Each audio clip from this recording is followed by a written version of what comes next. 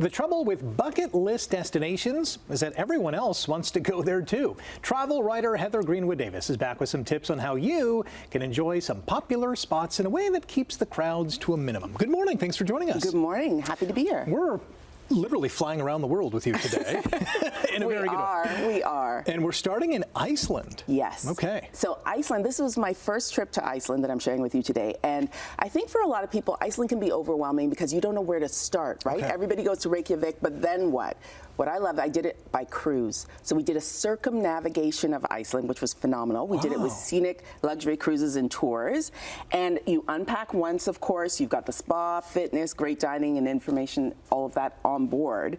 But then you're hitting 9 stops around Iceland. Really? So you're popping in, you're getting a sense of the entire country. It's just a great way to see it. My favorite thing, of course, is that they have puffins, yes. which I'm telling you, you do not have to be a birder to fall in love with puffins. Yeah. My least favorite thing, they are. Yeah, they're so cute. My least favorite thing is that they have Arctic terns, which attack your head if you're not holding a stick above them. But let's stick with the puffins. Okay.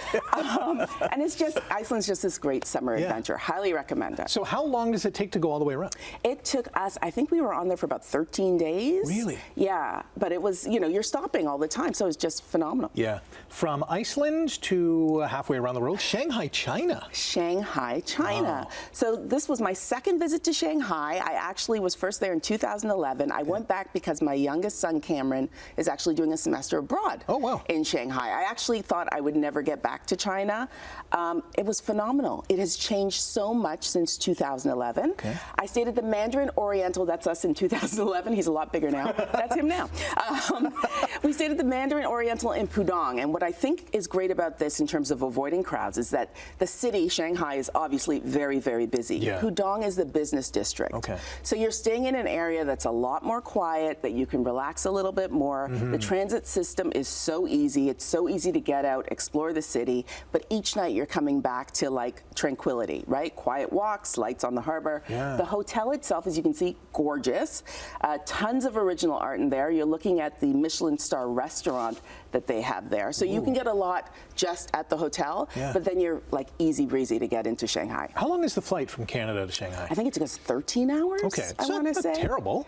Terrible. Could be worse. Could be worse. Right. Yeah. I would count that as a long flight, but worth it. Well Beautiful worth it. city, beautiful city. For All right, sure. now we're going to a popular spot for Canadians, Portugal. Portugal remains this super popular spot for good reason. It is my #1 favorite destination in the world. Wow.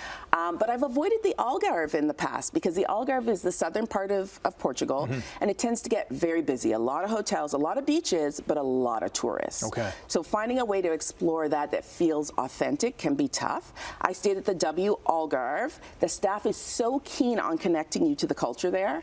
I went in September, which is going to be a little bit better than the summer as well. So while I was there, we were getting out. We were seeing pottery in Porches. They make some fantastic red clay pottery. We did a regional tour. We did some cave exploration. You saw a little bit of that. Yeah. The hotel itself, gorgeous. You've got these colored doors that are so reminiscent of the old world Albufeira.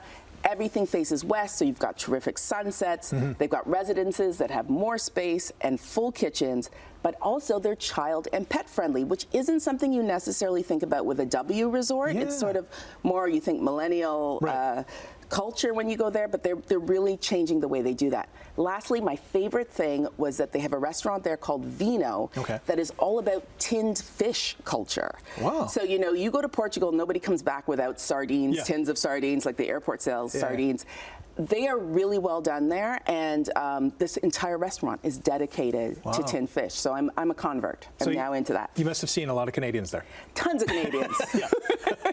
But lots of Portuguese too, so it works. Last on the list, but certainly not least, the Amalfi Coast in Italy. Yeah. So if you've been to the Amalfi, if you've seen pictures of the beaches in the Amalfi, you know that it is a very busy spot.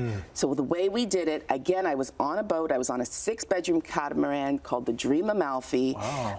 It's from Dream Yacht Worldwide. We started in Naples. We had stops in Positano, in Sorrento, all along the Amalfi Coast. You can charter this boat and sail it yourself if you are talented in that way. Yeah, that wouldn't be me. You can charter it and sail it yourself and get a cook or get a captain to sail it and just enjoy the ride with your family. But you can also rent the cabins. So you can join a group of really strangers at the beginning of your trip, friends by the end. I witnessed this over and over again. And the great thing about seeing the Amalfi from a ship is that you are along the coast. So you're out of the crowds. You're not hurrying to get the trains or the buses, or some of those roads are really winding. Easy in and out, and you can still go beyond the shore itself. So we went to Pompeii from Sorrento, we went to Ravello from Amalfi, I did a cooking class in Napoli. So you're not restricted to just, sort of what you are seeing from the water. You did it all, and it looks like you had a fabulous time, and I encourage our viewers to do the same with all your links on our website, chch.com/morninglive. Good morning, thanks for joining us. Happy to be here.